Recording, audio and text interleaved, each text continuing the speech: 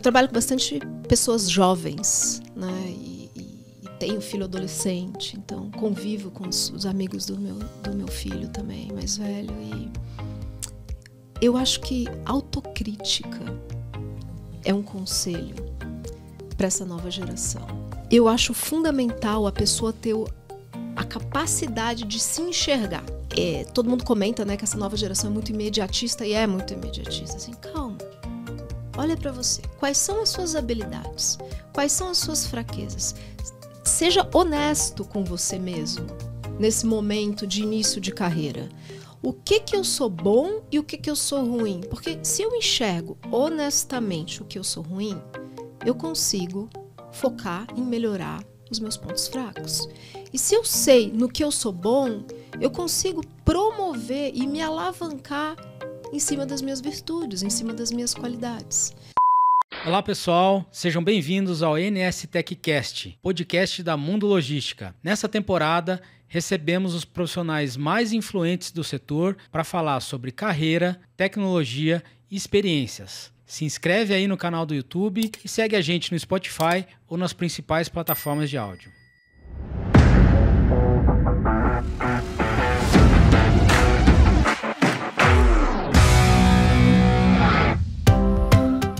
Olá, sejam bem-vindos a mais um episódio do NS TechCast, seu espaço aí para ouvir falar sobre logística, experiências, né, pessoas que inspiram os outros profissionais aqui do nosso setor. Hoje eu tenho aqui comigo o Mário Cardoso, que é Head de M&A da NS Tech. Mário, obrigado pela presença aí. Obrigado por me receber, Marco. Valeu. E hoje a gente tem um episódio muito especial, né? A gente está aqui com a Clarice Echeverri, que é sócia fundadora da Irea Advisory e da ELD Land e Development, né, Clarice? Depois você vai comentar um pouco mais para a gente aí. Mas eu digo muito especial porque, como eu te comentei, né, Clarice, aqui um pouco antes, é a primeira vez que a gente recebe alguém aqui para falar de real estate, que é um tema super importante e que, na minha opinião, pouco tratado, né? Eu acho que os profissionais do setor conhecem pouco sobre isso. Então vamos falar bastante aí sobre esse assunto, né, com uma das maiores referências que a gente tem aqui no Brasil sobre isso, que é a Clarice. Clarice, mas primeiro eu queria que você se apresentasse aí para o pessoal em 30 segundos. O que você pode dizer? Quem é a Clarice? Bom, a Clarice é engenheira civil, formada na Federal de Santa Catarina, criada em Florianópolis e veio muito jovem para São Paulo começar uma carreira que acabou sendo desviada, né, num início de engenharia e foquei aí ao longo dos últimos anos em real estate. Sou casada, tenho 2 filhos e amo o meu trabalho. Eu trabalho realmente porque eu gosto demais. Assim, eu não me vejo... Eu falo, até brinco com os meus amigos, que eu nunca vou me aposentar, porque eu realmente gosto do que eu faço. Legal. E aí, Clarice, vamos começar. Então, você já falou ali, né? Você é engenheira civil por formação, mas eu sei que na tua graduação ali houve uma reviravolta, né? Porque você decidiu mudar de curso, você fazia engenharia de automação, Exato. Né? E aí, de repente, você mudou para engenharia civil, né? Eu queria primeiro entender por que essa escolha pela engenharia, né? E por que você mudou? Enfim, conta mais pra gente aí no comecinho. Eu sempre gostei muito de estudar, então foi bem difícil para mim escolher uma carreira. Eu fiquei na dúvida e minhas opções eram medicina, direito e engenharia. Então eu tinha vontade de fazer tudo, né? E olhando as opções de engenharia, tentando conciliar um pouco medicina com engenharia, eu pensei, poxa, eu vou trabalhar com desenvolvimento de equipamentos relacionados com biomédica, vou trabalhar com desenvolvimento de novas tecnologias, então poderia juntar esses 2 lados. E achei que a engenharia de automação e controle, que é mecatrônica, fosse um bom caminho. E também pensei de uma maneira muito fria. Falei, bom, eu estou no meu melhor ano para passar no vestibular, ia fazer a federal, então tinha que estar muito bem preparada. E a mecatrônica era a faculdade que tinha uma proporção de candidatos vaga mais difícil dentro das engenharias. Eu falei, bom, então já deixa eu tentar o que é mais difícil agora, porque eu acho que é a minha melhor chance de passar. Então não foi uma escolha assim muito clara, era uma ideia muito jovem, né? A gente então, é muito jovem. Muito jovem. E aí eu sempre gostei muito de exatas, né? Já falei, sempre gostei muito de estudar. Então eu achei que era uma coisa moderna, robô, automação, sempre gostei muito desse lado também. Então acabei indo para essa primeira opção, fiz até quase a 7ª fase da faculdade. Nossa. Quando eu decidi mudar para engenharia civil. E eu sou uma pessoa muito social também, gosto muito de esporte. E eu tentei manter as duas coisas, mas era muito difícil, não conseguia conciliar. Os meus amigos da faculdade que faziam essa faculdade de automação e controle não gostavam de sair, não gostavam de ir para a praia. Então, eu acabava interagindo com outras turmas, né? Então, eu não me sentia muito parte daquele mundo, apesar de eu gostar demais, gostar muito de programação, uma coisa que até hoje eu gosto. E eu comecei a conhecer e entender um pouco mais, já mais madura na faculdade, as diferenças entre as engenharias, né? Então, aí sim, eu não tomei uma decisão simples, foi uma decisão muito pensada. Eu descobri que realmente engenharia era o meu propósito, mas eu mergulhei em todos os tipos de engenharia que a faculdade oferecia e eu escolhi a engenharia civil. Era algo que eu realmente gostava, eu queria trabalhar com empreendimentos, com grandes obras. E como eu tinha esse background de tecnologia já desenvolvido na outra faculdade, eu pensei, poxa vida, é a faculdade onde mais, eu digo, estava um pouco mais longe da parte de tecnologia, de processos, de todas as que eu pesquisei. Eu falei, poxa, talvez eu possa trazer um pouco do conhecimento que eu tive lá para a engenharia civil. E aí eu decidi fazer vestibular de novo, para mudar, porque teve que fazer de novo. Sim, daria para fazer transferência, mas não tinha garantia nem prazo e eu não tenho muita vocação para esperar. Então eu decidi estudar e fiz as duas coisas ao mesmo tempo. E também só troquei de uma para outra quando eu realmente consegui, né, garantir a vaga na engenharia civil. Legal. E aí, uma engenheira civil, né, se apaixona pelo real estate para logística durante uma feira em Chicago. Isso. Acho que foi isso, né? Você foi para uma feira lá. Como é que isso aconteceu? Eu acho que são 2 momentos que são interessantes, acho até para contextualizar. Porque real estate também, e só acho que é interessante a gente falar o que é real estate, né? Real estate é o mercado imobiliário. É a maneira como ele é tratado de uma maneira mundial, tudo que for relacionado a investimentos no setor imobiliário, a gente contextualiza o setor como setor de real estate. E real estate também, para engenharia civil, não é algo que era óbvio, né? Então, sim. Eu tive 2 momentos. O primeiro momento foi como eu conheci o real estate, como eu conheci o mercado imobiliário.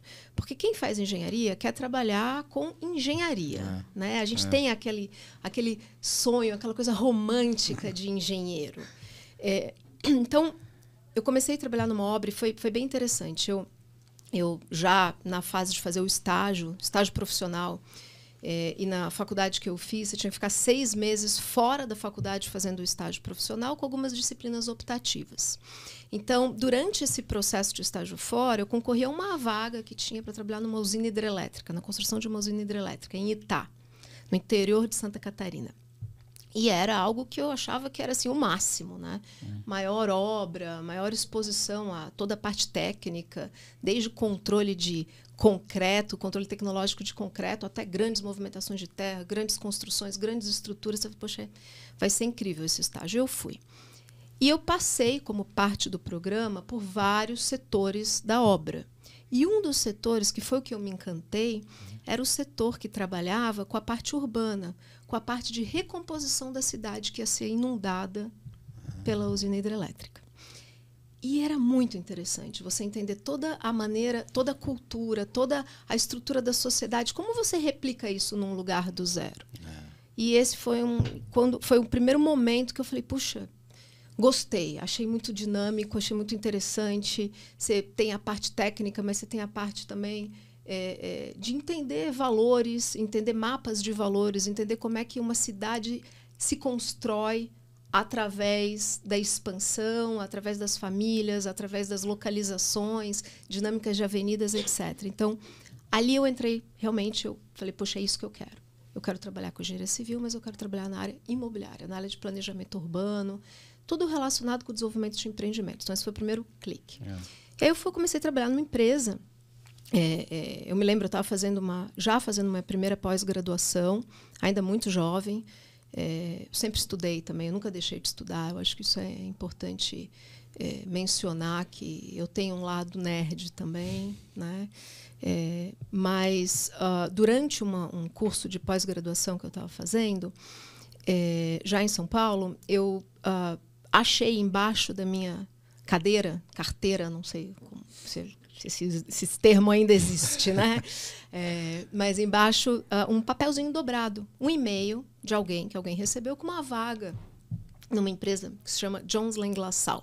Na época, hoje o pessoal já adotou JLL, porque Jones Lang LaSalle no Brasil não era uma boa ideia. Então a empresa se chama JLL, que é uma das grandes multinacionais prestadoras de serviço em real estate. Né? Mas era o destino, né? Era o destino. Era o destino. E não era o meu destino, era de alguma outra pessoa, mas eu aproveitei o momento que o e-mail não foi para mim. Aí eu olhei lá o job description da vaga e eu falei, nossa, que legal, é exatamente isso que eu quero. E tinha lá os pré-requisitos, né? Saber fazer valuation de shopping centers, valuation disso. Era uma vaga para trabalhar no departamento de consultoria e avaliações. Bem real estate, bem conhecimento, né?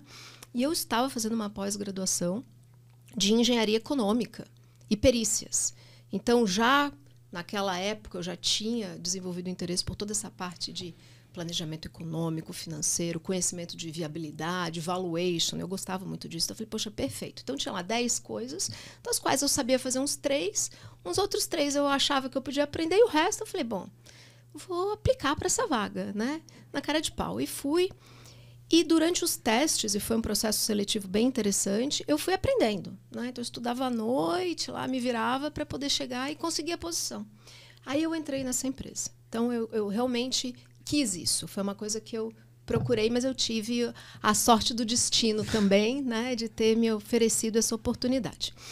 E na Jones Lang LaSalle, eles faziam treinamentos, acho que principalmente para o pessoal da América Latina, e reuniões anuais em Chicago, que até fui morar em Chicago depois, você vê que interessante, né? E nessas reuniões, nesses eventos corporativos, eles tinham treinamentos, sessões de treinamento. E você podia optar por qual sessão e o que você assistia, além das matérias comuns, você tinha esses eventos. E aí encontrei lá uma sala Industrial Real Estate. Falei, que interessante. Lógico que eu já tinha ouvido falar de galpões, já estava, né, em alguns processos, mas foi eu diria, uma grata surpresa por eu ter me identificado tão rapidamente com alguma coisa assim que eu não conhecia. Era um case de um colega explicando um processo. Eu acho, pelo que eu me lembro, faz bastante tempo, muitos anos, mas eu acho que era um case da DHL, justamente falando de centros de distribuição e da importância do crescimento e de toda a parte de inovações em centros de distribuição. Então, um painel voltado 100% para o real estate, para a logística. E eu falei, gente, olha que bacana, olha onde esse mercado tem chance de chegar. E muito técnico, né? É muito técnico, eu gosto de coisa muito técnica. Então, falei, vou me especializar nisso, porque isso vai chegar no Brasil, eu quero entender mais de logística, eu quero conhecer esse setor, porque é inevitável. Isso o mercado, as empresas internacionais estavam começando a vir para o Brasil naquela época, de desenvolvedores de logística. Então, foi uma grata sorte eu ter me deparado com o setor de logística. Bacana. Talvez se não tivesse assistido aquele painel, eu teria ficado mais generalista, né? Então, esse foi o momento aí da aproximação. Naquela época, você já percebeu uma diferença muito grande em como o real estate era visto fora do Brasil e aqui dentro? Totalmente. Principalmente na parte logística. No Brasil, você tinha grandes investidores no setor, de 2 tipos. Tinha aquele empresário que era do setor de logística e tinha um real estate arm como uma opção de investimento paralelo ao business principal. Então, já operava galpão, conhecia galpão, poxa, eu vou comprar um terreno e vou construir um galpão. Muitas coisas construídas para uso próprio também. E tinha um outro perfil, que é um investidor mais pessoa física, que construía alguns galpõezinhos e tinha uma carteira imobiliária. Mas não existia ainda as grandes empresas, os grandes property companies focados 100% em obter renda através da alocação de galpões logísticos. E lá já existia. Já era um mercado, já estavam discutindo qualidade de projeto, tecnicidade de pé direito, eficiências energéticas. Estou falando de, enfim, 20 anos atrás, quase, né? É muito tempo. Então, já existiam essas preocupações. E eficiência operacional relacionada com real estate. Coisas que a gente começou a ver mais intensamente no Brasil recentemente. A gente está falando aí de 10 anos atrás, né? Então, era uma diferença gigantesca. E foi isso que me interessou. Eu falei, nossa, a gente está muito distante dessa realidade. Então, o mercado vai se desenvolver, o mercado vai crescer. Bacana. Clarice, como eu falei, né, a gente, assim, aqui no podcast, a gente costuma receber logísticos que trabalham em operações mais tradicionais aí, né? E hoje a gente tem a oportunidade de falar com você de real estate, mas o pessoal já deve ter entendido mais ou menos o que é, mas eu queria que você contasse assim, o que é o real estate para logística, o que a Irea faz, explica um pouco mais aí para o nosso público. Bom, os galpões, armazéns, né? A gente tem alguns nomes aí que são utilizados no nosso país. Barracão também. Eles são empreendimentos de capital intensivo. Não é barato você construir um galpão, principalmente um galpão grande. A gente fala de milhões e milhões de reais. Tem projetos que consomem tranquilamente 200, 300, 500 milhões de reais, né? À medida que investir nisso possa ter uma perspectiva de geração de renda através de um pagamento de um aluguel, isso vira um business.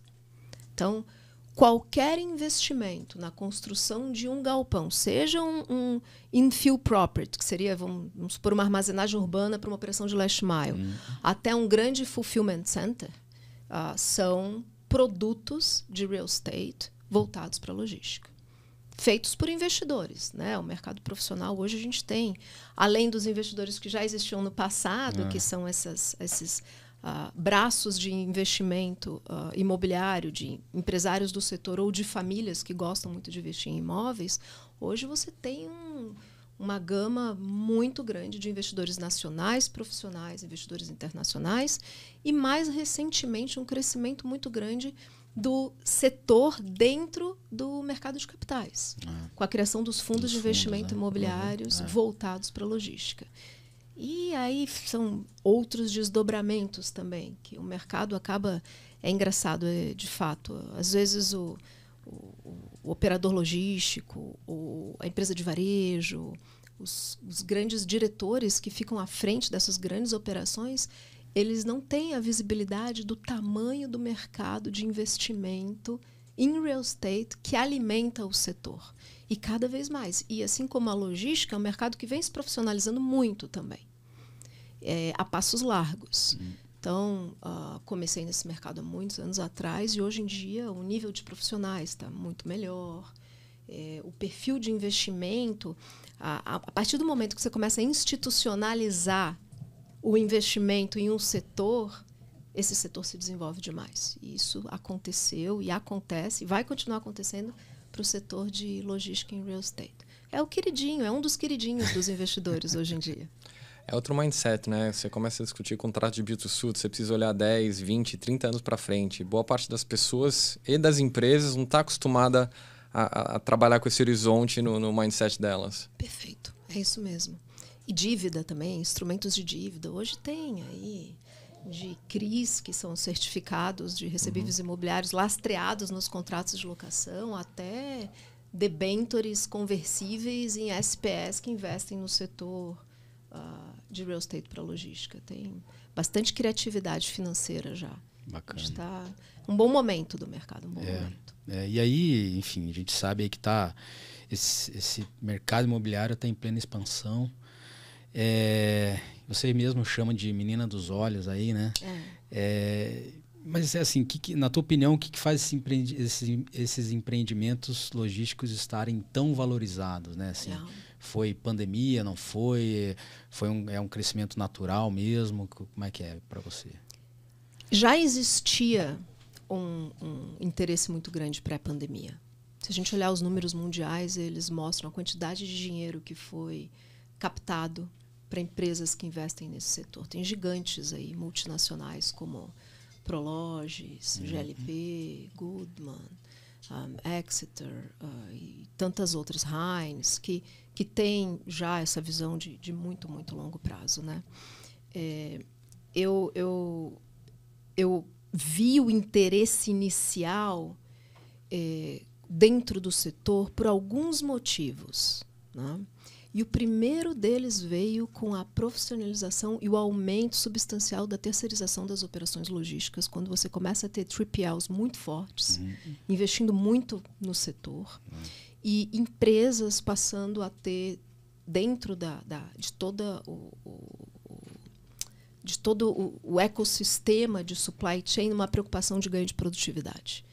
Então, o real estate para a logística, os galpões, a maneira como você opera, o tipo de sistema que você escolhe, a tecnicidade que você envolve na sua operação, começa a ser muito relevante na sua tomada de decisão. Então, isso fez com que empresas excelentes, com qualidade de crédito, porque isso o investidor olha muito, né? Qual é a qualidade de crédito? Qual é o risco que eu tenho? Então, o primeiro movimento de crescimento foi isso. Bom, você tem grandes empresas internacionais, grandes empresas nacionais, precisando expandir, precisando crescer e querendo produtos melhores, querendo um flight to quality, querendo melhorar a produtividade. E esse é um primeiro movimento. Depois, você tem talvez as empresas mais jovens, mas com bastante potencial de crescimento, também querendo melhorar a sua qualidade operacional. Talvez não com o mesmo crédito AAA de uma empresa multinacional, mas com uma boa perspectiva. E aí o investidor começa a acreditar no setor de maneira especulativa. Então, ele começa a acreditar que, se ele tiver um bom produto, um bom galpão, feito sobre estrutura de condomínio, que seja modularizável, esse produto vai ter liquidez. Mesmo que aquele inquilino não fique tanto tempo, ele vai ter um turnover natural e vai receber uma outra empresa. Então, a partir do momento que o setor começou a crescer na importância, o setor logístico em geral, aí desde o 3PL até o varejista, os outros grandes tomadores que ocupam galpões, começaram a valorizar empreendimentos melhores, começaram a precisar crescer, e os investidores começaram a aprender um pouco mais sobre o setor, entender que tudo bem fazer um galpão, mesmo que não exista inquilino, desde que você acerte o produto, aí realmente o setor cresceu bastante. E mundialmente, tá? Em todos os países é um setor bastante profissional já. A América Latina tem crescido demais. E em vários outros mercados você começa a ver já até o redesenvolvimento do próprio galpão. Ou seja, galpões... No Brasil também você tem algumas operações assim, mas é muito comum fora do Brasil. Você tem operações que foram... Um exemplo interessante, né? Criadas há 20 anos atrás, que hoje estão sendo reformadas e retrofitadas no movimento de reposicionamento para atender Last Mile, por exemplo. Porque a cidade cresceu, aquele galpão que era um centro de distribuição se aproximou, então hoje ele consegue fazer entrega same-day delivery. Então ele está sendo modularizado, está sendo transformado. Então, o tipo das operações mudaram, né? Para esses galpões, já não são como eram antes. Exato. Né? E... Não só nesse momento, olhando 2022, né? Todo mundo se afastando de ativos de risco, venture capital sendo bem colocado em dúvida. Você sente um maior interesse por ativos reais? O pessoal olhando com mais carinho para o real estate mais recentemente?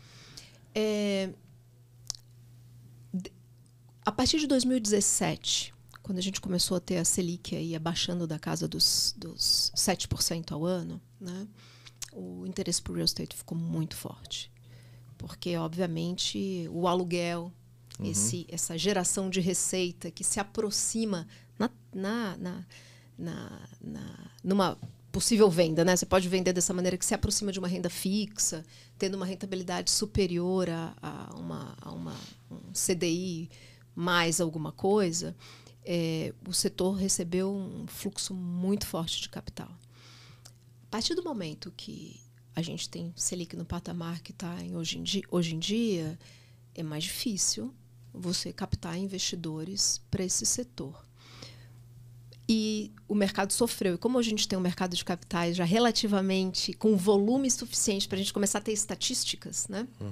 A gente observa que houve uma reprecificação dos ativos meio desproporcional ao que os ativos valiam, de fato. Porque, no final das contas, comprar um terreno e construir, o preço, o replacement cost, custo de reposição disso, continuou aumentando, né? Porque a gente também teve uma pressão inflacionária e um aumento substancial dos custos de construção.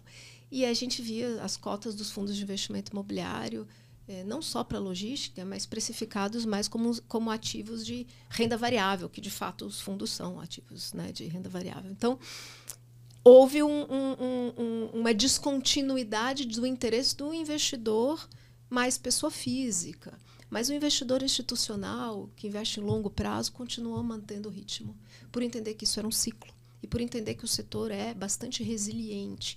E isso é um dos principais motivos do investimento no setor. É um setor resiliente, é um setor que não tende a diminuir, é um setor que só tende a crescer. E aí, obviamente, o Covid gerou uma aceleração e uma antecipação de tendência em tudo que se relaciona ao comércio digital, e o real estate também surfou essa mesma onda. Mas era algo que já vinha acontecendo, era uma tendência que os investidores já enxergavam isso e continuam enxergando. Então, hoje a gente tem, sim, uma percepção de maior interesse por investimentos avessos a risco. Existe o desafio da Selic, da taxa alta, né? E também dos custos de construção elevados.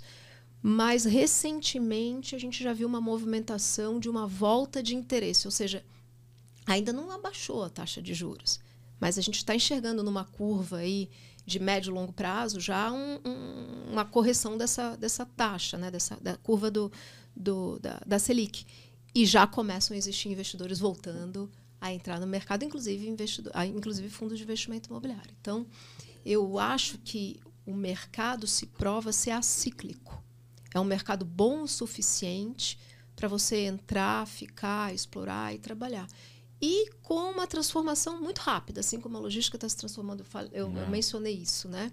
O setor também vem mudando bastante. Antes a gente brincava um copy-paste de galpão, você fazia um galpão, um big box, um caixão lá bacana e alugava, porque não tinha outra opção, né?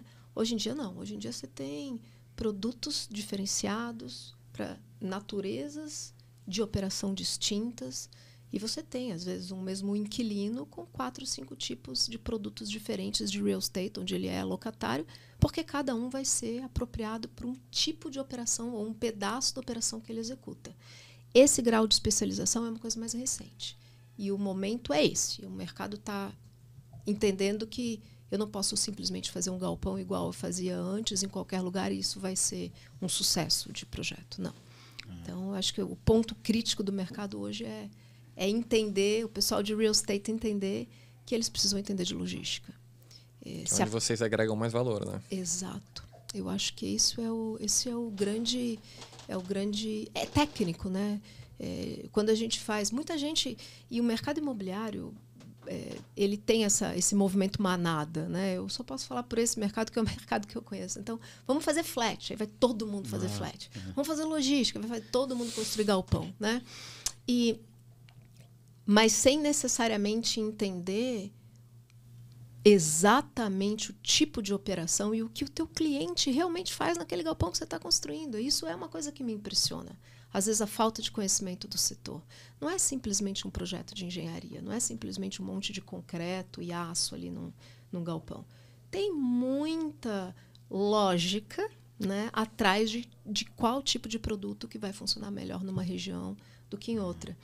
E isso é novo também para as operações, porque as operações estão mudando muito rapidamente, com grau de automatização, mezaninos em níveis operacionais, aí todas as preocupações de ESG, preocupações de custo também. Isso é interessante, é uma outra dicotomia, né? O locatário quer o melhor galpão possível, mas não quer pagar o preço que vai custar para o investidor fazer. Então, são várias questões relevantes de momentos de tomada de decisão dos dois lados que só estão aumentando, ou seja, as discussões estão cada vez mais ricas, né? Então, é um setor resiliente, é um setor que gera uma receita relevante, um galpão de 50, 60 mil metros quadrados gera um aluguel bastante relevante por mês. Se você tem 10 desses, 20 desses, você começa a ter uma empresa que gera uma receita bastante relevante, com um ativo de valor real, né? que é o real estate, que daí vem até o nome do... Ô, Clarice, aí fica claro que assim, a complexidade aumenta muito, né? Seja por tipo de operação, tá próximo à cidade ou não tá. Agora essas questões de ESG muito, né, em voga aí e tudo mais. Teve algum ponto de virada para essa complexidade toda, ou ela foi acontecendo naturalmente? E isso eu queria que você explorasse mais, que você falou, né? O desconhecimento no setor ainda é muito grande, né, em relação a isso. Não é só mais construir um caixote e tudo bem, né? Não, exato. Inclusive, eu acho que o ponto de virada assim, mais marcante foi são dois pontos, mas acho que o mais marcante foi, de fato, o desenvolvimento do comércio eletrônico. E a pressão que o comércio eletrônico gerou em todas as cadeias, em toda a cadeia de varejo. Porque não necessariamente você é um varejista que o comércio eletrônico tem um percentual relevante no faturamento da sua empresa, mas você precisa olhar para isso. E aí isso faz com que você, olhando para dentro, você comece a redescobrir várias coisas que você precisa melhorar, né?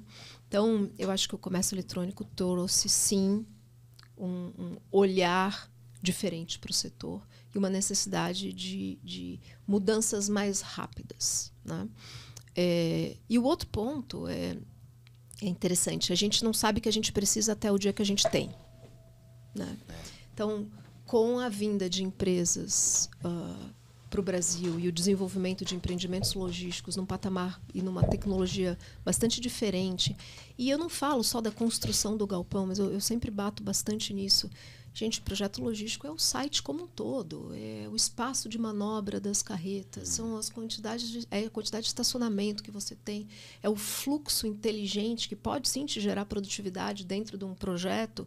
E isso começou a trazer um olhar e um conhecimento das pessoas que operam os centros de distribuição, operam os galpões, para querer ter isso mais e mais e mais. Então, eu acho que são esses dois movimentos. Foi um volume razoável de empreendimentos muito bem construídos e muito bem planejados no Brasil, onde as empresas se acostumaram e começaram a querer aquilo em outros lugares, que não fosse só São Paulo. Esse é um ponto. E eu acho que comércio eletrônico mudou tudo. Mudou e muda muito rápido, né? A automação vem ganhando um papel cada vez mais destacado, né? É o que você falou, saber o que você vai precisar daqui a 5, ou 10 ou 15 anos, você pode fazer um planejamento longo, mas a tecnologia está avançando de forma muito rápida. Qual o papel que isso tem? Eu até estava conversando com um cliente meu recentemente sobre isso. Eu falei, gente, você planeja um galpão não é de fora para dentro, é de dentro para fora. Você precisa saber o que você quer, como você vai operar. E você precisa pensar no hoje, no amanhã e no depois da manhã. Então, me diz aí, qual que é o tipo de operação? Qual é o tipo de sorter que você quer? Que tipo de mezanino? Você vai trabalhar com sorter e mezanino? Legal. Qual o tamanho dos braços? Porque isso influencia. O tempo de esteira é tempo de produtividade. Então, vamos ter um galpão mais magrinho para que esse produto entre para um lado e saia mais rapidamente? Ou isso não é relevante? Vamos fazer um baita galpão com mezanino operacional. Legal, mas isso hoje você vai operar, você vai trabalhar um picking manual. Mas e no futuro? Você não vai pensar em robotizar a sua operação? Então, a gente já tem que pensar num mezanino que tenha um índice de planicidade suficiente para que sua operação possa funcionar dessa maneira. E disponibilidade de energia, que é uma outra coisa que também é tricky, né? Enfim, então... planejar um galpão de dentro para fora, quando você pensa num projeto de build-to-suit, num projeto de longuíssimo prazo, onde você não quer ter que ficar mudando o seu centro de distribuição a cada 5 anos, porque é um CAPEX, por mais que o investidor ele esteja disposto a cada vez mais, isso é um outro ponto interessante também, né? A gente fala no setor, né, que existem os tenant improvements, que são as melhorias solicitadas pelos inquilinos. Esses tenant improvements, cada vez mais o investidor está entrando dentro da operação. Existem casos onde o investidor financia, né, através de uma locação, não só a construção do galpão, mas vai até a entrega de todos os mezaninos. Em alguns casos, até sorters. É mesmo? Sim, e acho que isso vai só aumentar. Porque a partir do momento que o investidor... Qual que é o medo? Né? Um software não deprecia na mesma velocidade que um galpão. Né? Nem fisicamente, nem contabilmente. Né? Então, mas a partir do momento que o investidor vai se especializando, vai entendendo mais a operação, vai entendendo o que valor que aquilo tem e quão importante aquilo é para o cliente dele, que é a empresa que está operando, e quanto aquilo pode sim sofrer um ajuste no futuro, uma melhoria no futuro, e que isso vai gerar mais vínculo do cliente dele com o galpão, e eles passam a ser mais parceiros, eu acho que isso é algo que é um próximo passo aí para o mercado também, nessa mesma linha de especialização do investimento em real estate voltado para a logística. Legal. E aí você já respondeu até a minha próxima pergunta, que era isso, né? Assim, no que as empresas precisam se preocupar na escolha de um galpão, né? Assim, e aí me vem muito isso, assim, né? Assim, você precisa se preocupar com muitos pontos para não ter que se preocupar daqui a pouco em ter que mudar isso tudo.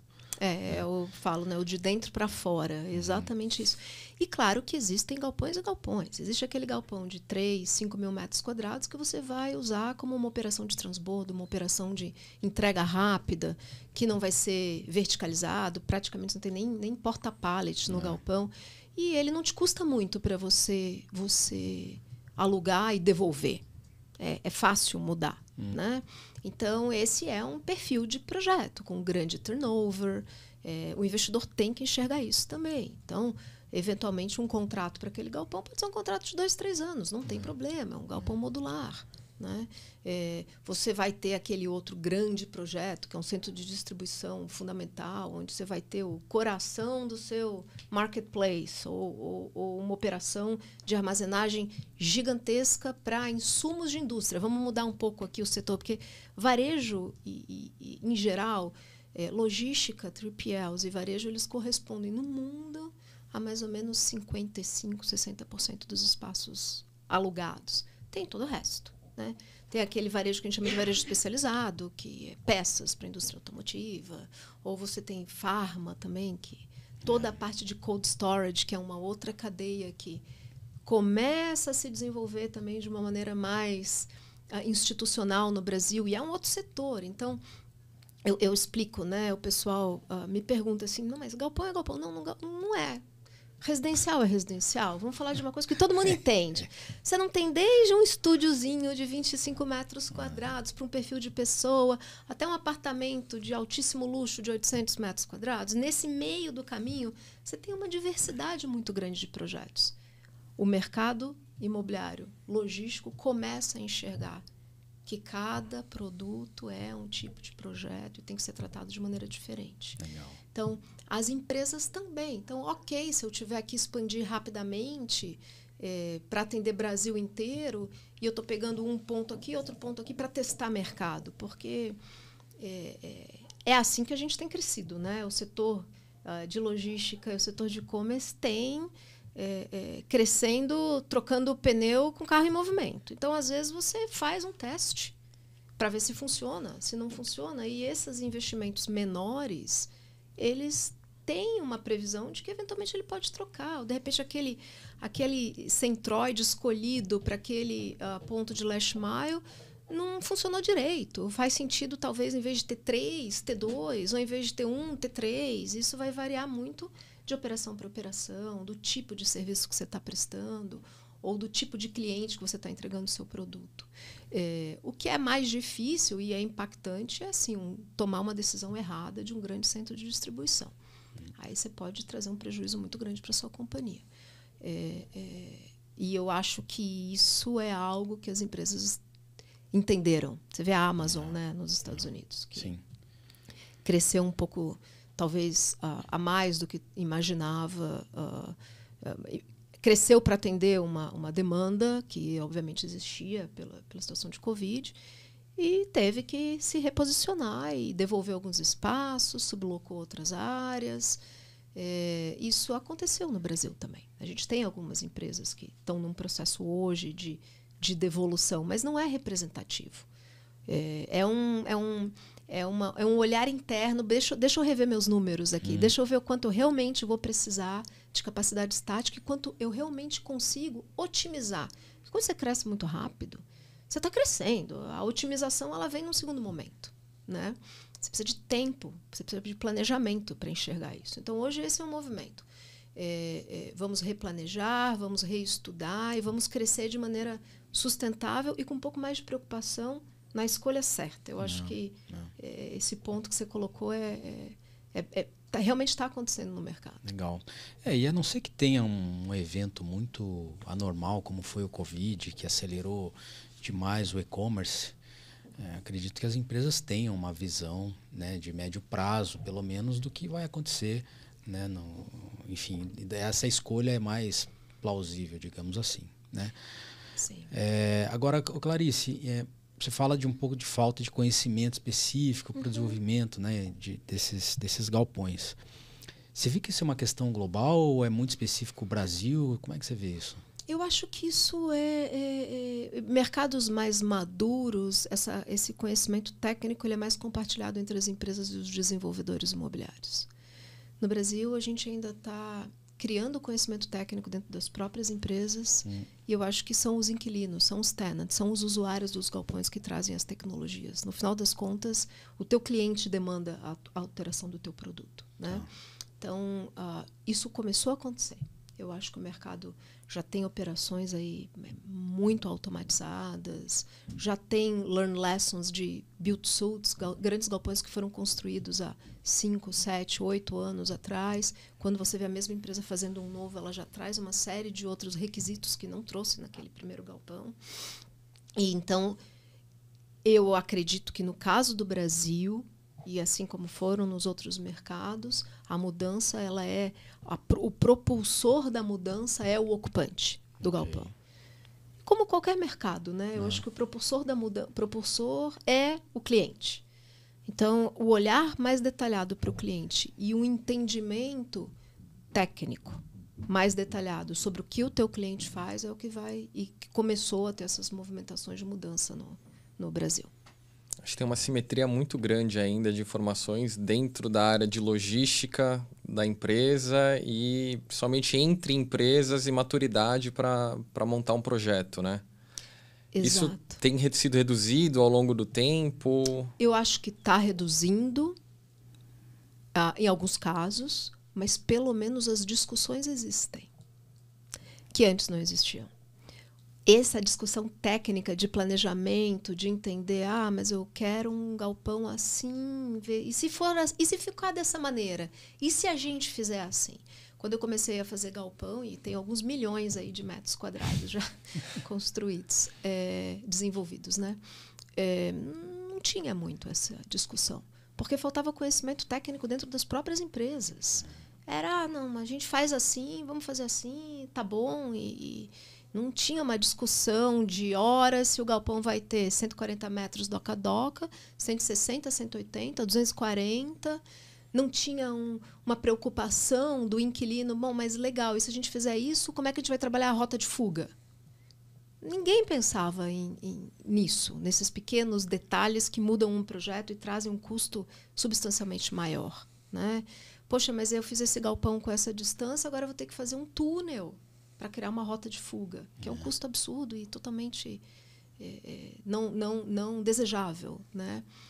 Esse tipo de discussão hoje vem para a mesa sempre. Então, as empresas, sim, os ocupantes, sim, começam a ter preocupações técnicas. Claro que eu estou falando de um movimento, assim, em geral, né? Vão ter casos que o pessoal super entra no detalhe, casos que o pessoal ainda está, né? Que a gente tem que provocar. Eu falei, e como é que vai ser? Mas, gente, se a gente fizer isso, tem problema de rota de fuga.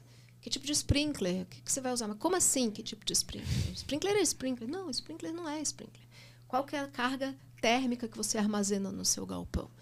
Então, sim, tem muito detalhe técnico que é muito importante ser entendido e eu acho que o papel é do desenvolvedor.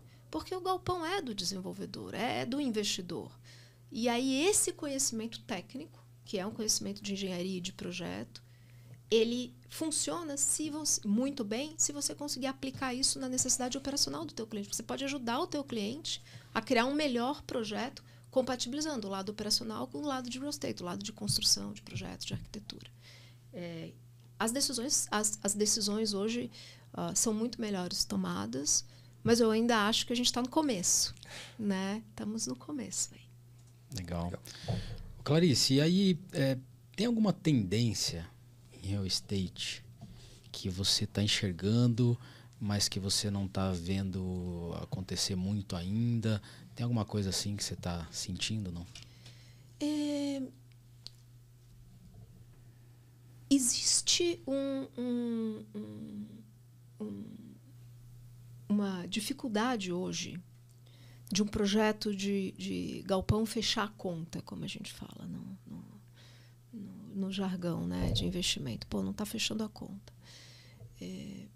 Porque algumas mudanças que precisam sim serem absorvidas pelo setor de real estate, que são fundamentais, que são basicamente, além de, obviamente, qualidade de projeto, toda essa parte técnica que a gente já vem falando, né? Isso já está um pouco na conta, mas pensar no que vem para o futuro, né? E no futuro contemplar e abraçar as iniciativas de ESG no desenvolvimento de empreendimentos logísticos. Só que tudo gera custo. E custo, se você não tiver uma proporção de retorno, ou seja, se você não... Eu quero pagar R$20 o metro quadrado, mas eu quero ter A, B, C, D, E, F e todo o meu galpão e meu projeto ser concebido ambientalmente friendly, né? E ser previsto e projetado com selos de qualidade, preocupações ambientais extremas e todo demais, porque na ESG não é só o I, né? Mas em real estate o I aparece muito fortemente, né? E claro que governança também. Então, a partir do momento que algumas empresas começam a exigir essa necessidade e implementar, que eu acho que não tem como voltar atrás isso, minha opinião, eu acho que it's a matter of time. Mas, ao mesmo tempo, o aluguel vai ter que ser mais alto. E aí a gente entra numa situação que o que vem primeiro, o ovo ou a galinha, né? Eu, como investidor, eu vou acreditar e vou fazer algo especulativo que atenda a futura necessidade das empresas e vou cobrar mais caro por isso, acreditando que o inquilino vai pagar mais por isso, ou eu não vou fazer porque o inquilino não vai pagar mais e no futuro a gente vai ver o que acontece. Porque eu preciso ter um mínimo de rentabilidade garantido do meu projeto e o inquilino quer, mas ele não quer pagar mais. Então, o que eu vejo hoje em dia, e não só por essas questões de necessidades de fazer um produto muito melhor pensado no futuro, mas eu vejo também um crescimento natural dos valores de locação. Isso tem acontecido porque a gente teve um impacto inflacionário muito grande no custo de construção. Então, às vezes, você vai no mesmo mercado, um galpão novo custa X e o galpão antigo, que também está disponível, custa X menos 10, 15, 20%. Porque aquele galpão que está antigo, que ainda que seja um galpão novo, ele foi construído num outro cenário de custo. Então, o investidor não sentiu esse aumento tão grande e ele mantém aquele valor. Só que a partir do momento que a taxa de vacância começou a cair, hoje a gente tem baixas históricas de taxa de vacância no setor, que é o espaço disponível, né? Então a gente tem alguma coisa em torno de 10% no Brasil, né? São Paulo, em torno de 10%, Brasil até um pouco menos. Porque, obviamente, o mercado de São Paulo é muito mais pujante em termos de volumes de metros quadrados. São Paulo representa 54% do estoque de condomínios logísticos de alto padrão no Brasil. São Paulo é 54% do estado de São Paulo, né?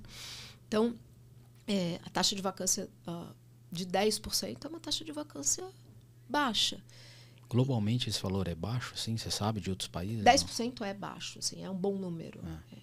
Não, tem mercados hoje em dia que a tua taxa de vacância é 2%, 3%. Nossa. Sim. Tem situações, a gente viveu, né? Ou seja, é legal a gente falar de taxa de vacância também, porque isso dá um indicativo de que, a gente teve um boom de Covid, a gente teve uma grande ocupação. Houveram devoluções, mas ainda assim a gente está com 10% de taxa de vacância. Então mostra a resiliência, mostra a tese que o setor é um setor que tem, sim, uma perspectiva positiva. mas ninguém vai sair fazendo loucura. Eu acho que todo mundo aprendeu bastante. Então, o crescimento, eu acho que ele tende a ser um crescimento mais sustentável, que para o investidor é legal também. A dificuldade não sei, o que eu vejo hoje que no setor, né, onde eu acho que o grande é achar uma conta que atenda a necessidade dos dois lados. E essa aproximação do investidor entender mais a parte técnica e do usuário do galpão entender mais a dinâmica do investidor vai fazer com que esse desafio ele vá sendo minimizado ano após ano, porque todo mundo conhece entender um pouco mais do business do outro, né? Então, e eu acho que o mercado de capitais está ajudando muito nisso, em números, assim, que eu acho que é interessante, né? A gente fala um pouquinho de números. Hoje, São Paulo, existem duas grandes empresas que oferecem estatísticas de mercado e disponibilidade de estoque, vacância, né? Empresas bem bacanas.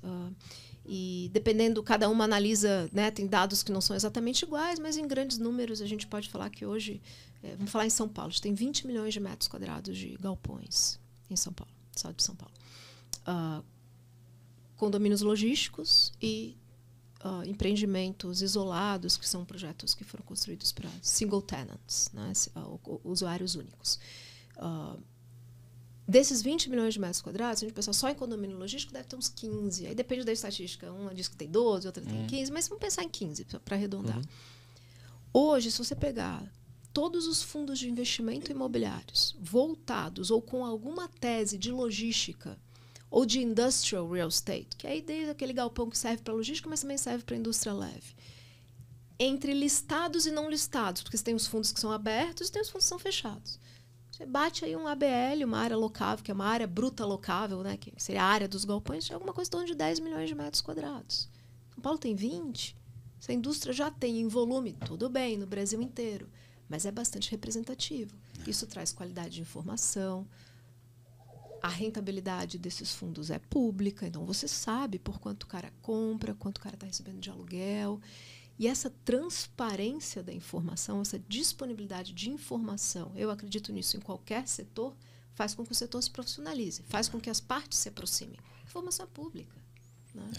Então, esse é o momento aí, o momento de como é que a gente fecha a conta, como é que os dois lados concordam, né, nos valores. Deixa eu fazer uma provocação aqui. Você falou um pouquinho já dessa pegada de ESG, mas a gente viu um avanço de sharing economy grande recentemente, né? Empresas como Airbnb, Turo, Uber, compartilhando ativos para reduzir o custo, tem uma pegada ESG na proposta deles.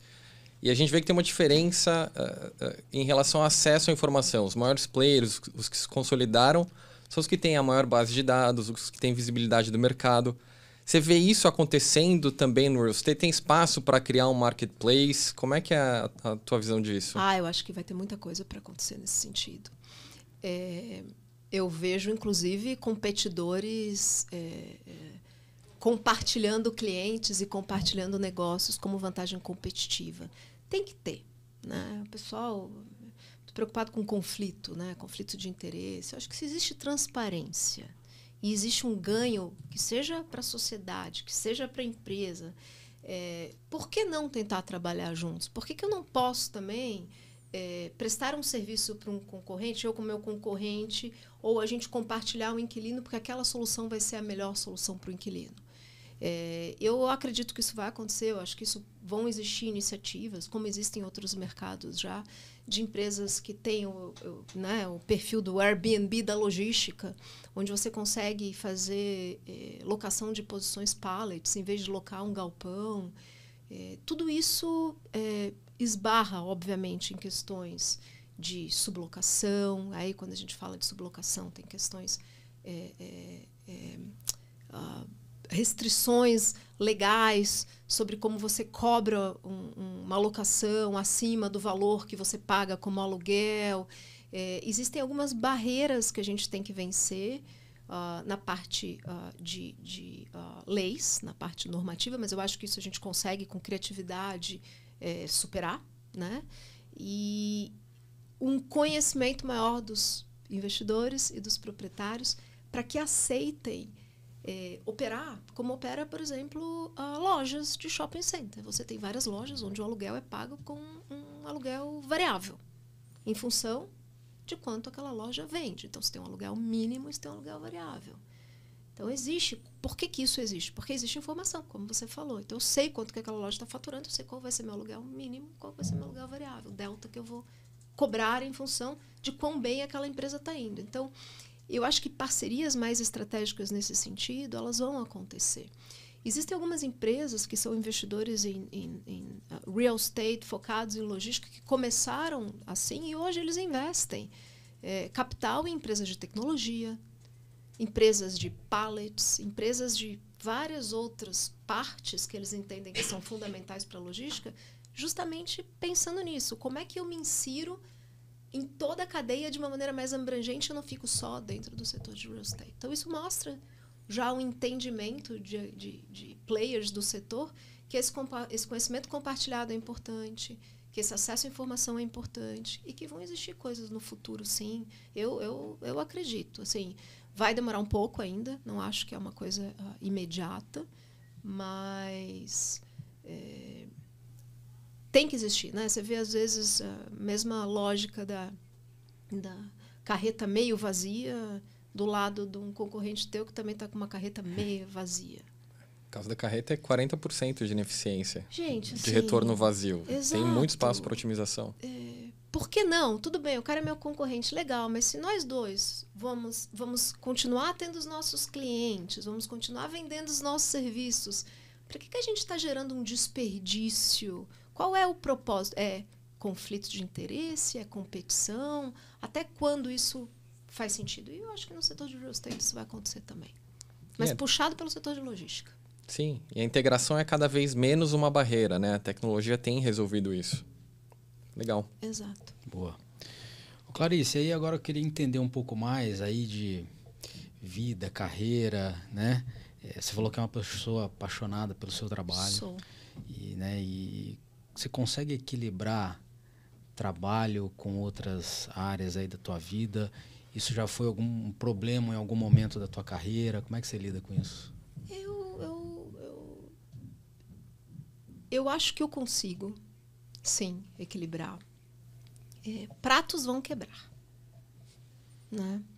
Não tenho a expectativa, já passei da idade de ter a expectativa que eu ia conseguir fazer tudo perfeitamente, né? Então, acho que essa é a primeira calma que você ganha para conseguir equilibrar um pouco melhor a sua vida profissional com a sua vida pessoal. Eu faço escolhas. Tem coisas que eu optei por não abrir mão. Então, eu preciso de esporte. É uma coisa que eu cresci fazendo esporte e se eu não fizer, provavelmente ninguém vai querer conviver comigo. Mais pratos vão quebrar. Muitos pratos vão quebrar. Então, é uma coisa que eu não abro mão. Eu preciso gastar energia uma quantidade de vezes por semana. Isso me faz muito bem.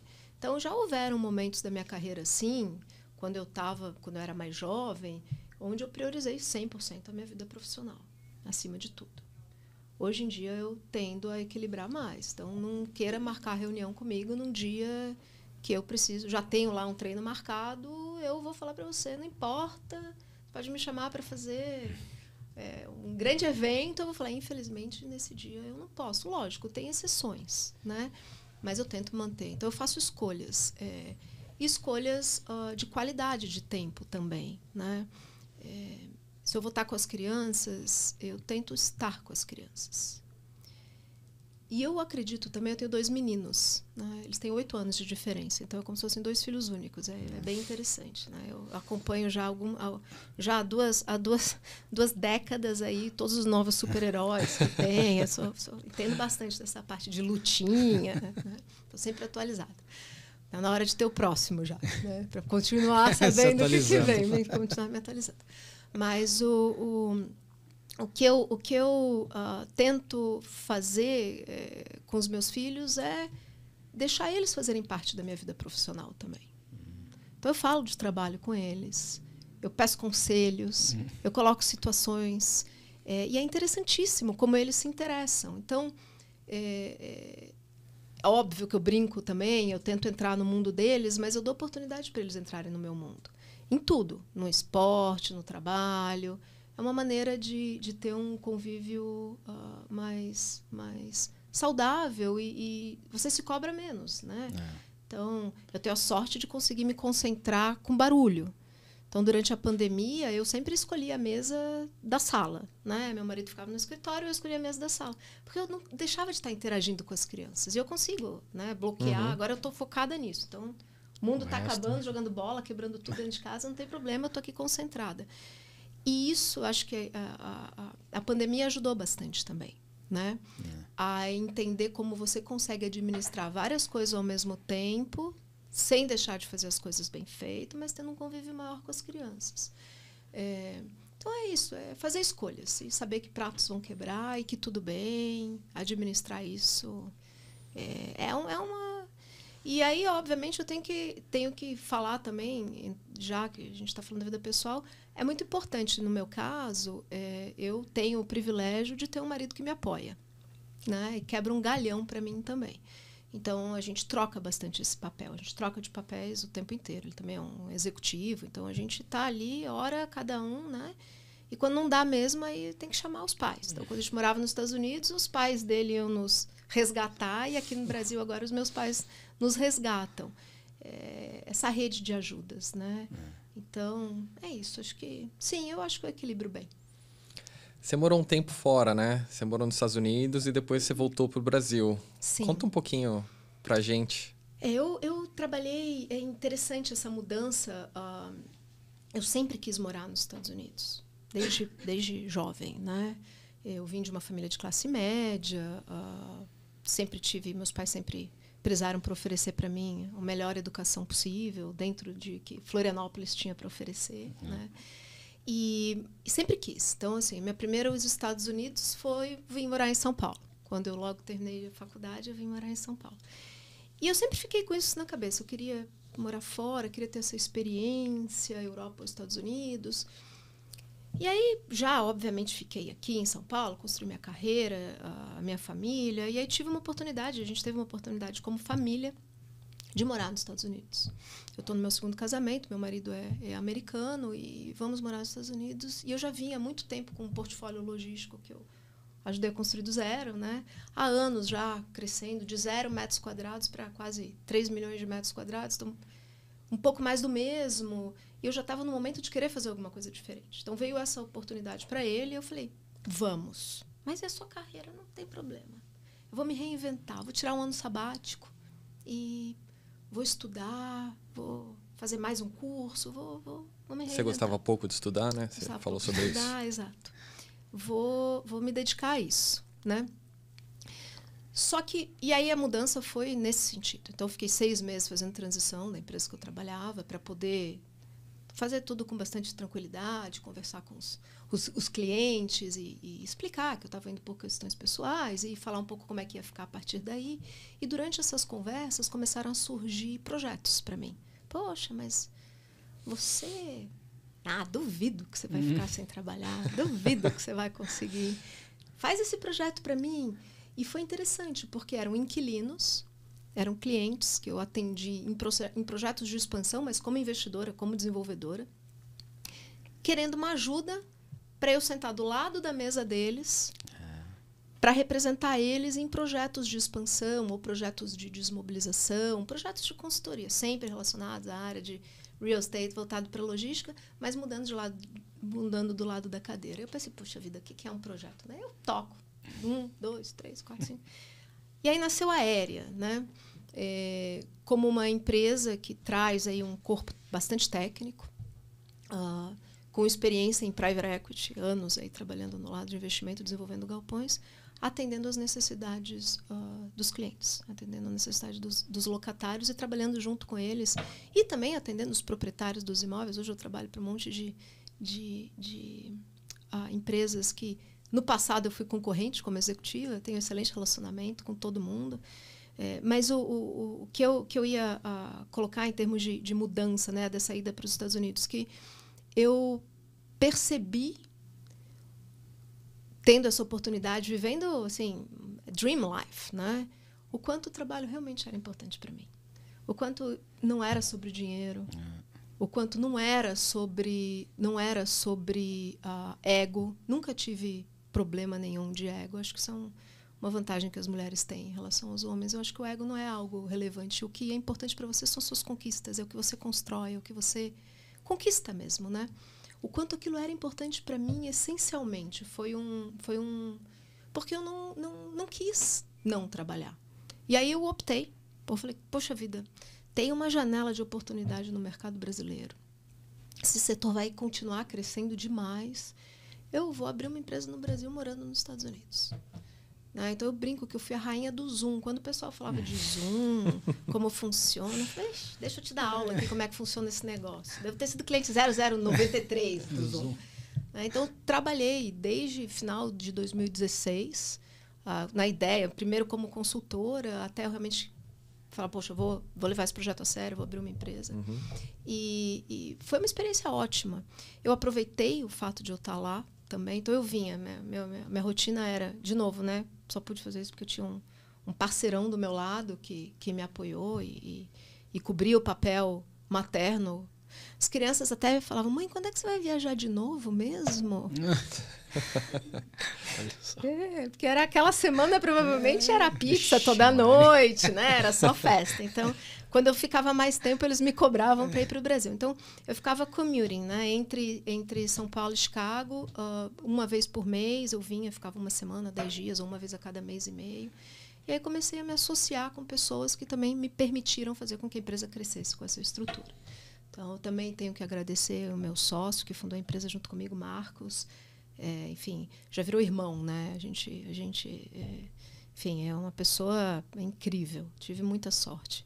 E eu aproveitei a oportunidade nos Estados Unidos para, sim, estudar. Tive experiência, fui convidada para dar aula em Kellogg de International Real Estate, que foi um outro baita desafio. Aí, pensar em frio na barriga foi isso. E estudei bastante, fiz muitos cursos, aproveitava, visitei muitos investidores, visitei muitos inquilinos, visitei muita operação, nossa, muito galpão. E Chicago é um hub logístico, né? Então, operações de last mile, operações de infill feitas em estacionamentos transformados. E eu aproveitei também para tentar me antecipar a tendências, e foi ótimo, porque quando veio o Covid, quando o Covid bateu e a gente teve esse pacto de ajudar os clientes. Porque é uma decisão também, né? O pessoal fala, poxa, esse pessoal entrega, né, no mesmo same day delivery e legal, mas alguém foi lá naquele mercado, achou um galpão, negociou um galpão antes da operação estar começando. E a gente viajou o Brasil inteiro em lockdown geral, ao ponto de o pessoal não ter o que comer e ter que levar na mochila comida de carro, dirigindo aí 8, 10 horas para poder visitar os galpões. Então, assim, a gente fez esse compromisso com os clientes, a gente optou por isso, né? E isso conseguimos fazer isso porque a gente tinha se preparado para atender logística urbana, infill properties, como uma tendência.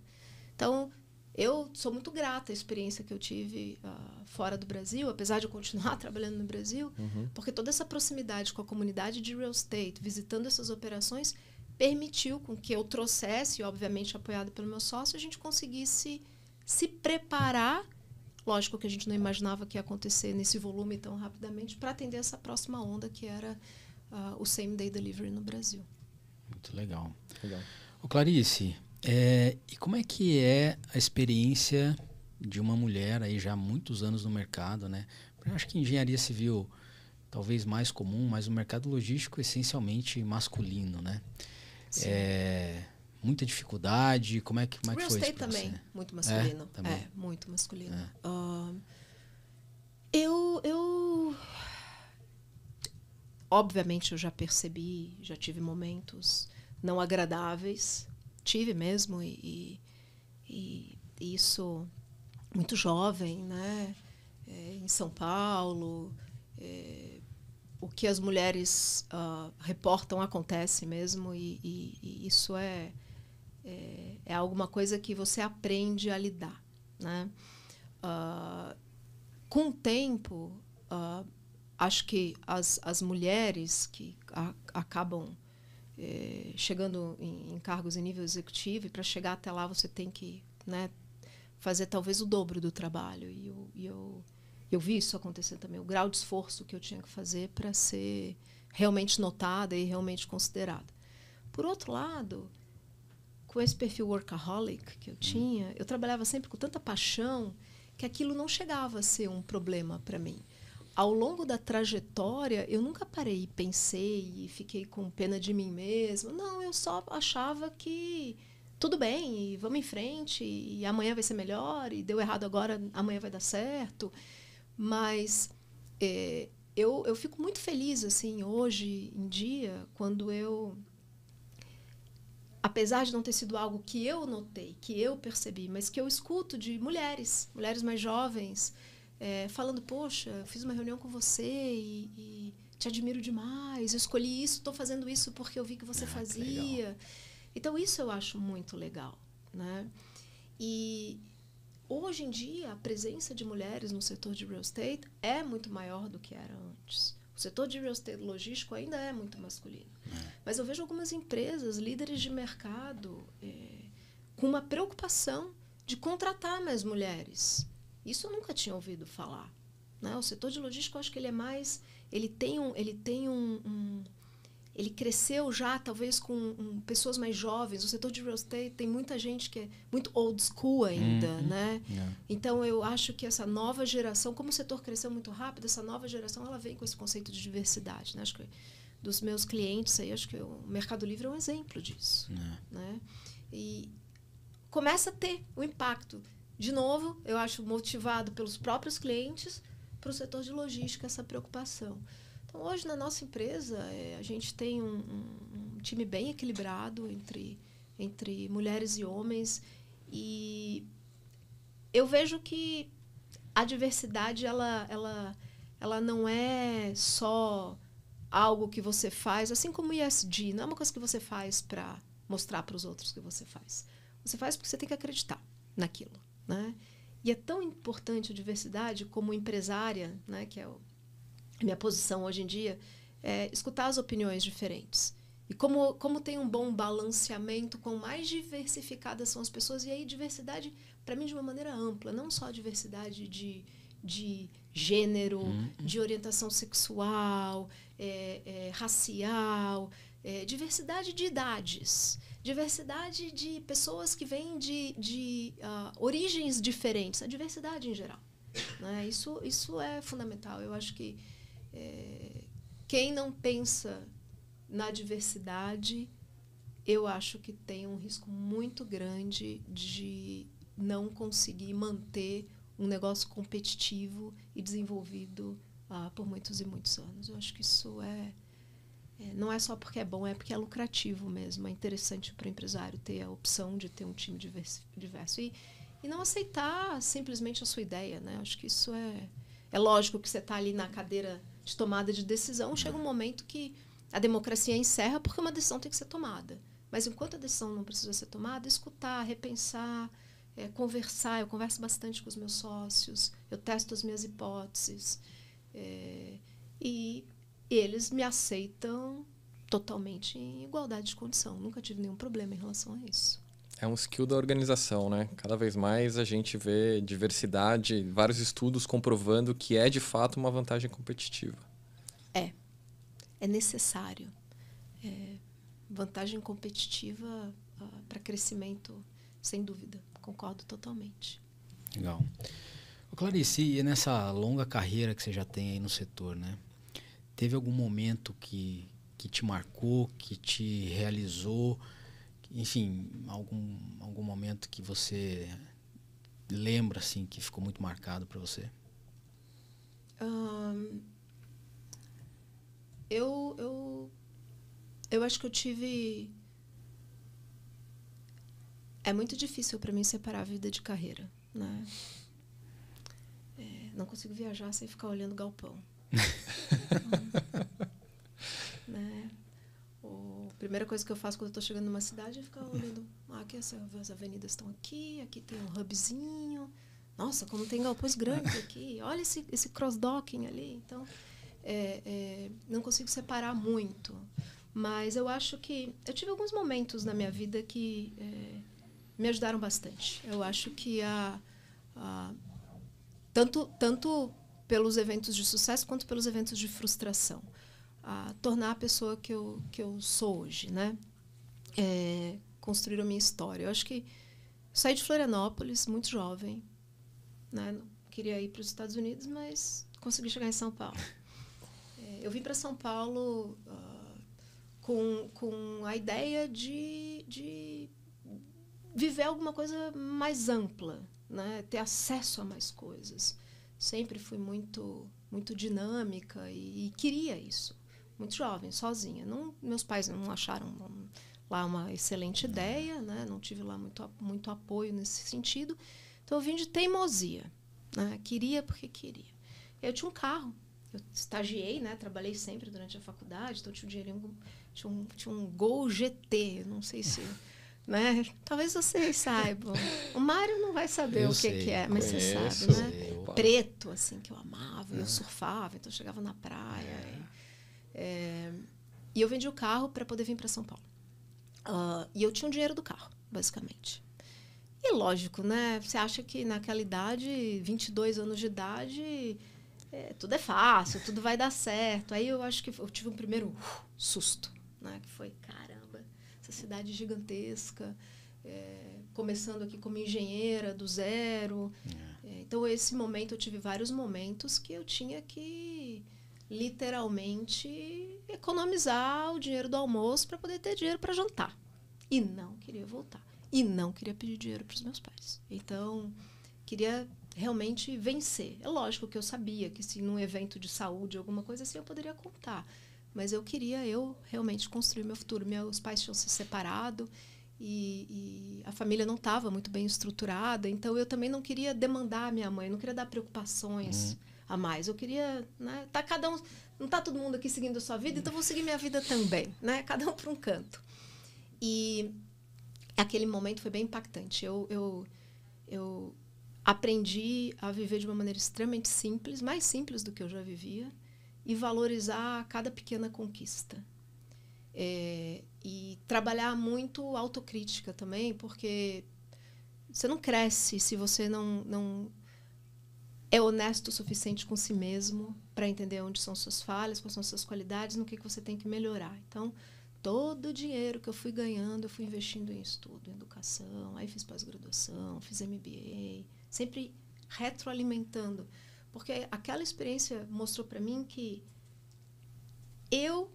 tudo que ia acontecer comigo dependeria de mim mesma. E de mais ninguém.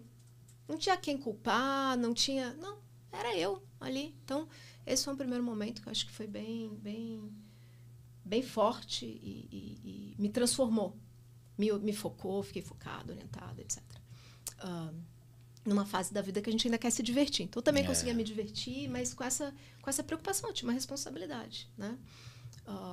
E tive, obviamente, aí sorte de conseguir entrar num trabalho legal e crescer muito rapidamente dentro da estrutura, depois de achar o e-mail, né, dobrado, papelzinho dobrado embaixo da carteira, e aí trabalhar numa multinacional, cresci demais, fui uma das diretoras mais jovens da empresa também.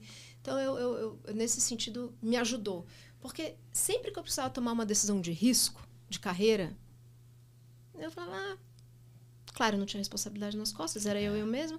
Do chão não passa. Vamos nessa. Do chão não passa. Mas isso é muito difícil, tem que estar... Eu vou conseguir. Vai dar certo.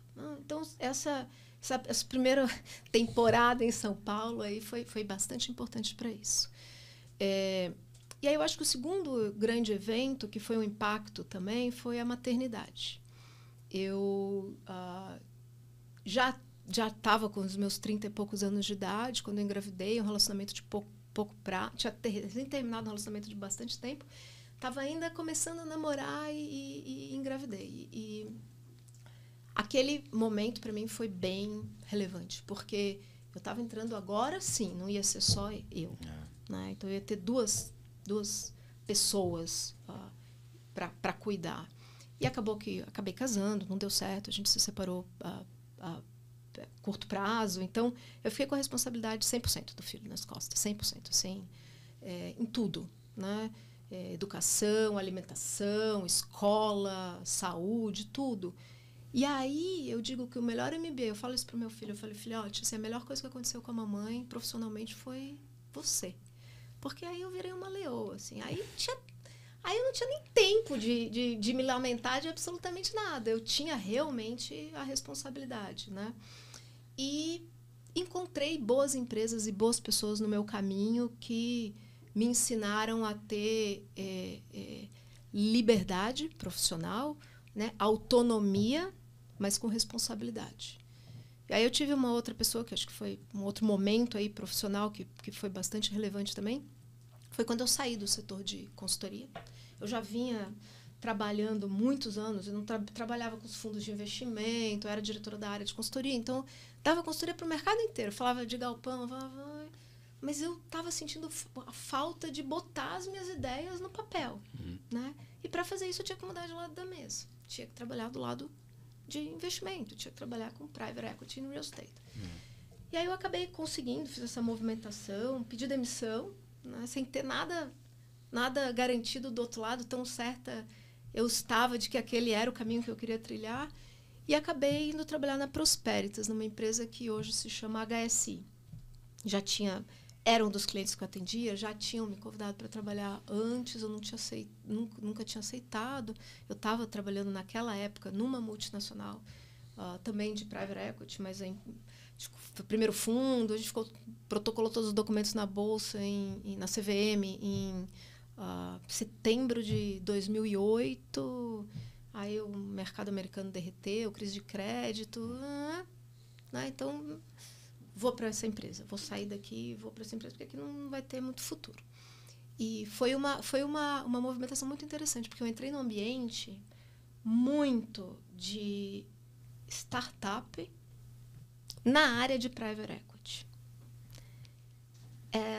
Trabalhar horas e horas, aquele ambiente super jovem, com pessoas experientes, os sócios eram experientes, né? Um sócio mais jovem, que foi a pessoa que eu tenho aí como uma das pessoas que mais me influenciou nessa outra perna, né, da minha vida profissional mais madura, mas um ambiente muito bacana, onde você tinha que fazer tudo, basicamente. Você tinha desde fazer um estudo de viabilidade, um underwriting de um projeto, até discutir aprovação, discutir conceito do negócio. Então, essa diversidade, você fazer um pouco de tudo e de maneira intensa, me trouxe um aprendizado muito grande. Então, não existe parte ruim do trabalho, existe o trabalho que tem que ser feito.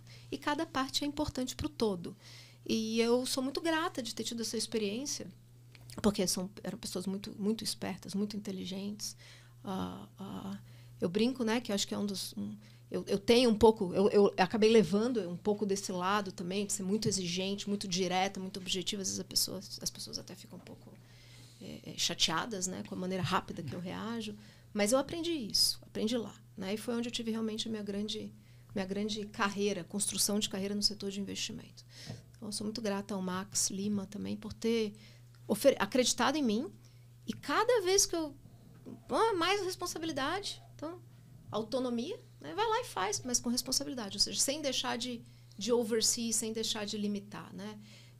Eu tento fazer isso hoje em dia, eu acho que é uma coisa que eu procuro fazer, dar para as pessoas que trabalham comigo as razões por que eles têm que fazer, né? E testar. E, cara, se der errado, você vai aprender com erro. Só não erra 2 vezes a mesma coisa. Né? Então, acho que foram esses momentos aí de vida / carreira que eu guardo como momentos de triggers de mudança.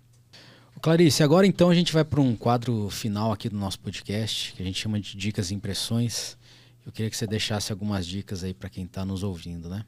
Primeiro, dica de um livro. Eu li recentemente um livro que eu achei assim, interessantíssimo. Então, ele tem um lado biográfico, escrito, né, por outra pessoa, mas ele fala de negócio também. O livro se chama Super Pumped, The Battle for Uber. escrito por Mike Zack, e conta a trajetória. O personagem principal é um dos fundadores, né, da Uber, que é o Travis Kalanick, que é um cara super polêmico. Mas a história inteira passa e conta, e eu achei o máximo que eu pude aprender um pouco mais sobre como são as empresas e como são as startups no ambiente de Silicon Valley, com um viés do poder da transformação da tecnologia, mas o lado da transformação boa e o lado da transformação ruim, um caráter muito forte do fundador e os valores que ele trouxe para a companhia, que depois trouxeram uma série de problemas. Ele acabou, inclusive, não quero contar o livro, mas ele, obviamente, vocês sabem, ele foi demitido, né, do cargo de CEO, mas é um livro muito rico, pelos lados das frustrações, pelos lados dos acertos, pelos lados dos erros, e que te fazem questionar muita coisa, estando num poder de liderança. Então, bacana entender um pouco mais sobre o mercado de venture capital do setor também. Então, eu recomendo, é um livro bem interessante. Boa, legal. E tem alguma personalidade que te influenciou? Personalidade, pessoa, enfim. São tantas, né, que me influenciaram no dia a dia. Eu acho que a minha mãe me influenciou muito na minha vida, me influencia. A minha mãe, no momento da família ter se desestruturado, ela teve que se reconstruir do zero. Então, esse aprendizado de que tudo bem se deu errado, vamos em frente, que tem um futuro, eu acho que é uma coisa que eu aprendi bastante com ela. Eu aprendo todos os dias com o meu sócio, o Marcos, os meus sócios em geral, mas são pessoas muito do bem, então eu tento me influenciar. Eu tenho esse lado um pouco mais direta, agressiva, então eu tento, né, balancear um pouco com o lado deles também. O Max Lima, que foi um chefe incrível, que eu sou muito grata também e aprendi demais. Enfim, eu tenho tantas pessoas que foram importantes na minha vida, que são importantes, que é difícil a gente nomear. Né? Tá bom. Tem uma frase preferida que você usa no teu dia a dia? Essa história da frase, né? Tem várias frases chiques que eu poderia falar, que são frases de fechamento de negócio. Mas tem uma frase que eu uso para mim. Então, é uma frase que me retroalimenta. Nos momentos bons e nos momentos ruins. Que é muito simples. Eu gosto de coisas muito simples. Então, no pain, no gain. Em tudo. Na vida, nas relações pessoais, na educação dos filhos. Quando tem um momento muito difícil ou estou passando por um processo que não deu certo, eu fico pensando, mas tá bom. That's the pain. O que eu vou aprender com isso? Qual que é a próxima... Qual é a lição? Né? Em tudo. No esporte, no trabalho. Eu não acredito que as coisas simplesmente acontecem. Eu acredito que o esforço e a dedicação e a resiliência, eles compõem uma parte muito importante de tudo que você vai conquistar na sua vida profissional, pessoal, etc. Então, acho que é isso. No pain, no gain. Ok, perfeito. E um conselho para quem está começando, né? Está saindo lá de Florianópolis, está vindo para São Paulo. O que você pode deixar de conselho? Eu trabalho com bastante pessoas jovens, né? E tenho filho adolescente, então convivo com os amigos do meu filho também, mais velho. E eu acho que autocrítica é um conselho para essa nova geração. Eu acho fundamental a pessoa ter a capacidade de se enxergar. Todo mundo comenta, né, que essa nova geração é muito imediatista, e é muito imediatista. Assim, calma. Olha para você. Quais são as suas habilidades? Quais são as suas fraquezas? Seja honesto com você mesmo nesse momento de início de carreira. O que eu sou bom e o que eu sou ruim? Porque se eu enxergo honestamente o que eu sou ruim, eu consigo focar em melhorar os meus pontos fracos. E se eu sei no que eu sou bom, eu consigo promover e me alavancar em cima das minhas virtudes, em cima das minhas qualidades.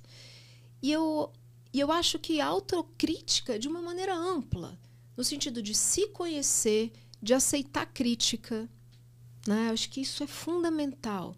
Quando você está num momento de início da sua carreira, se você não aceitar crítica de pessoas mais experientes, você está perdendo uma oportunidade gigantesca de aprender. E se você não se expõe e você não coloca as suas opiniões, ainda que elas venham a ser criticadas, negadas, você está perdendo uma oportunidade incrível de aprender. Então, eu acho que a autocrítica como um valor fundamental para você sempre olhar de maneira honesta para si próprio aonde você precisa melhorar. E lidar, obviamente, como parte do processo de autocrítica, lidar de uma maneira saudável com críticas. Pô, o pessoal está criticando o meu trabalho porque eu preciso fazer melhor. Como eu vou fazer melhor? E aí, talvez esse é o ponto. Poxa, tá bom, não ficou bom? Como eu melhoro? E aí, em vez de se fechar e já querer passar para o próximo trabalho, senta com o seu chefe, bate um papo, cara, me ajuda aqui. Se você estivesse na minha situação, você falou que não ficou bom, mas como é que você teria feito diferente? E cada pequeno processo de aprendizado vai te abrir uma oportunidade incrível de crescimento. Eu vejo que falta um pouco de autocrítica, então acho que esse é o meu conselho. Muito bom, adorei o teu conselho. Marião, foi uma aula aí, né? De real estate, de vida, muito legal, né? Muito legal. Muito legal. Obrigado pela tua presença aqui, Mário. Imagina. Foi muito bom ter você aqui. Pelo convite. Me ajudando aí a falar com a Clarice. Clarice, obrigado demais muito aí obrigada. Pelo teu tempo. Tenho certeza aí que muita gente vai se inspirar em você. Né? Parabéns pela tua carreira, pela tua trajetória de vida. Né? Então, foi muito legal. Muito obrigada. Foi um prazer. Adorei. Valeu. Bom, pessoal, a gente vai encerrando então aqui mais um NS TechCast. Espero que vocês tenham gostado e a gente espera todos aí no próximo episódio. Valeu.